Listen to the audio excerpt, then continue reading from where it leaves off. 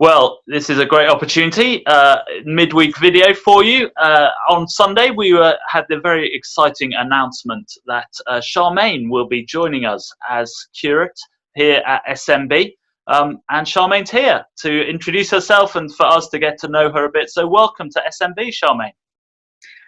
Thank you. It's great to be able to join you. And we're really excited about you coming in a few months' time, we hope. We don't know about lockdown with the timing and stuff like that. We know that the ordinations have actually been pushed back, but you will be starting with us at the normal sort of time, which is fantastic. And we really look forward to welcoming you to SMB. So it'd be great to get to know you a bit. So do you want to tell us a bit about where you grew up? There's a bit of an accent there that people might have picked up on. So do you want to explain that and a bit about where you grew up? Yeah, so if you've picked the accent and actually identified it, you're probably doing quite well. I was actually born in the UK, which is where my parents met and got married. My dad is from New Zealand, so we moved to New Zealand when I was a baby. Lived there till I was about 8 when we moved to Sri Lanka, which is where my mum is from. We lived there until I finished school. My parents still lived there. When I finished school, I then headed back to New Zealand to go to university. Did university. I know there's some Kiwis in the church family, so I went to Massey University in Palmerston North, and then I worked in Wellington for a few years before then moving to the UK again. Fantastic. And in the course of that, how did you become a Christian? So when my family moved to Sri Lanka, my mum at that point was more of a nominal Christian. Her family had always gone to church. So we were going along to the local Anglican church, which did services in English, but Sunday school in Sinhalese. Neither my sister nor I are particularly gifted in languages. And so languages wasn't the greatest thing, doing things in Sinhalese. But my mum was keen that we would go to Sunday school and learn about God. And friends told her about another church in the town, which was run by American missionaries and did everything in English. And so we were sent down there. My dad, who was and is still an atheist, was the one who took us. So I do sometimes tell my dad that he's the reason I'm a Christian, which he's never quite sure how to take. So we went along there. I was probably about 8 and a half, 9 at the time. And it was there that I really began to understand that being a Christian wasn't about going to church. It was about having a relationship with Jesus. So I became a Christian probably about the age of 9. My mum then also started coming along, and she's also now a believer rather than just a nominal Christian. We're still working on the rest of the family. Fantastic. And you said that after university you came over to the UK. Yeah. So what was it that brought you over to... Well, partly for those New Zealand Australians, you know, it's very, very far away from everywhere else in the world. So partly wanting to travel. All my friends had done their sort of 2 years overseas experience. I had got stuck into a job, but I had a British passport, which meant that I could come for as long as I wanted. The job I was doing at the time got to the point where I it was quite stressful. I needed to move on. And thought, why not come over to the UK? I thought I was only coming for like a maximum of 3 years. It's 20 years and counting. Fantastic. And when you first arrived in the UK, what job did you do and work? So I arrived in the UK and went and lived in Scotland because there was no way I was going to live in London. It was too big. I didn't want to live there. I had a friend who was living in Glasgow. My roots are Scottish. My grandfather immigrated from Scotland.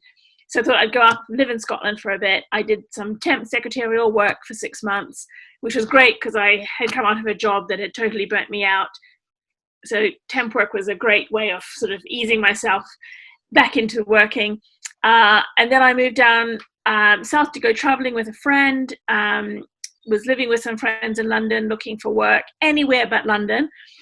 And then ended up with a long-term temp job working for Marks and Spencer's. I found a church in London, found a place to live in London, and suddenly I was a Londoner. Fantastic. And that church was All Souls Langham Place. Yeah. And you ended up moving on to the staff team there as well.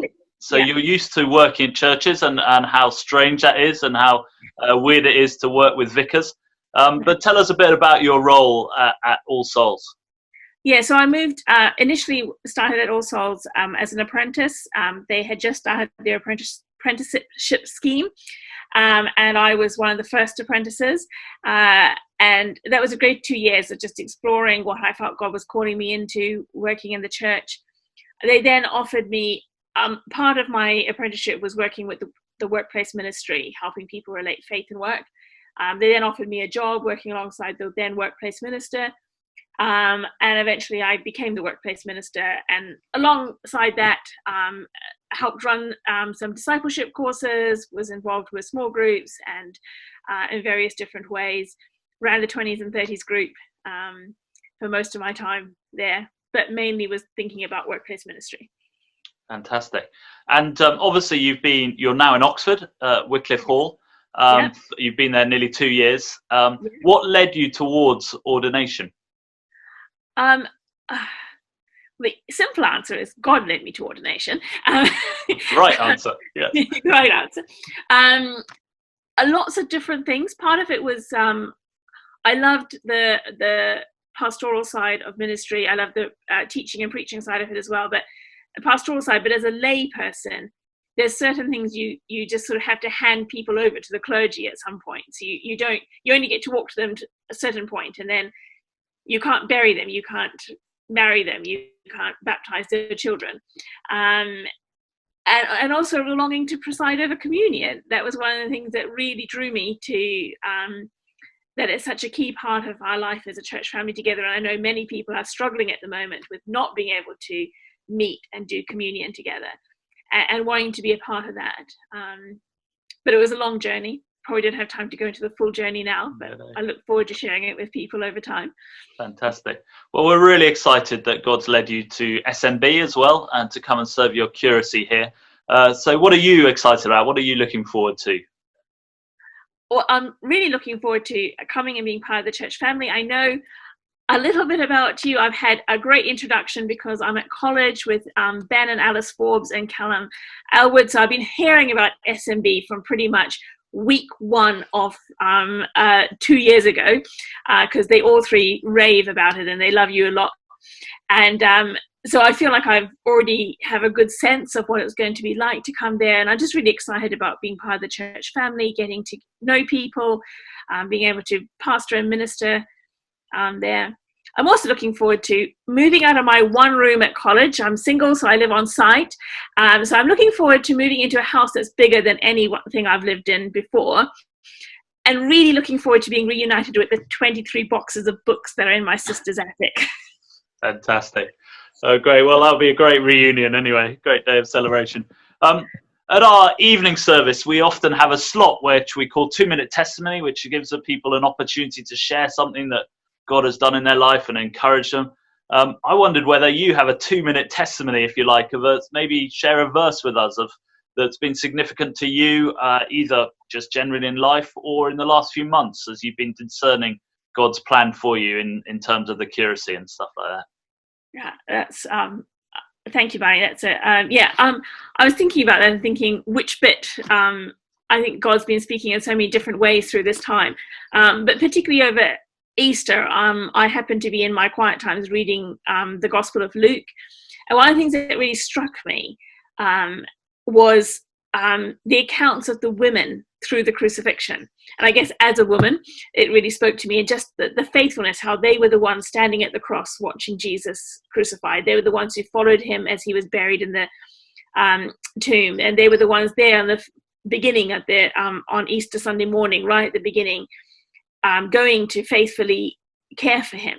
And I think it just really struck me. One of the things I've really struggled with lockdown as being a student, not being in the job, is feeling quite helpless, and sort of feeling like there's nothing I can contribute. And I think that sort of that idea of being faithfully standing and watching and observing and just being present has really encouraged me, and that I can't go out and do lots of things. I'm not an NHS worker. I'm not a teacher. I'm sort of in that liminal space of being between church jobs. But I can pray and I can be present and I can, I guess, observe and be faithful in that time. So just really encouraged by the faithful presence of women in that gospel account. Fantastic. Well, thank you. And I think that's a great encouragement lesson for us all as well, who often feel helpless at times like this. So over the next few weeks, I'll be finishing off college, packing up, moving and things like that. What can we be praying as a church for you over these next few weeks and months? I think very practically just that all comes together, that finding a removal company that can move me and will be able to move me in the right time frame will be great. I think for those of us who are leaving college, it's really difficult because we're going to leave without actually having all come back together, without being able to sort of mark it in any way or to say goodbye to friends we've made who are then scattering around the country. So I think that in whatever way college finds for us to do it, we find a good way of finishing at Wycliffe and moving on. That there's sort of a marker that this has been a particular point in our lives that has been really instrumental and formational, and how we move on from that. And then, of course, arriving in curacy in a very different world at the moment. So I think just for that transition, that I guess one that I trust God and that we're able to mark that in good ways. Fantastic. Well, thank you for joining us, being willing to be interviewed, and we are really, really excited about you coming to be part of the church family here at SMB. We hope that we're out of lockdown, we're able to welcome you properly, but I'm sure there'll be time anyway to do that at some point. So do be praying for Charmaine. Do be taking those things that she's talked about just now and lifting her to the Lord in prayer over these next few weeks and months as she contemplates joining us, and then in a few weeks' time does become part of the SMB family. So thank you, Charmaine, for joining us. We look forward to getting to know you even more, and also seeing what God will do in you and through you during this time with us at SMB. So bless you and thank you. Thanks, bye.